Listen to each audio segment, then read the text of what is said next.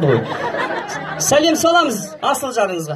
Қаны, абайлаңыз, жай салаңыз, міне. Қол соғайық, ағай. Баланы жастан, қатыны бастан дейді шығарып. Көрдің ба? Басын иіп бердің. Басыңа шығару-шығарма өзің білесің бәрі. Мен енді ағайын, сіздер сияқты майдаламаймын. Мен ананың бұрындары бет ашқан бала алушы еді, білесіздер ма? О, алдыншы банкіні. Неге ап қойдыңыздар соны? Тұр. Мен енді осыны жаңағы бүткіл үйде 4 балам бар, бір қатыным бар, жаниям атынан берейін деп отырмын да. Қимайсың да. Ой, жүрегім ай, мама деген.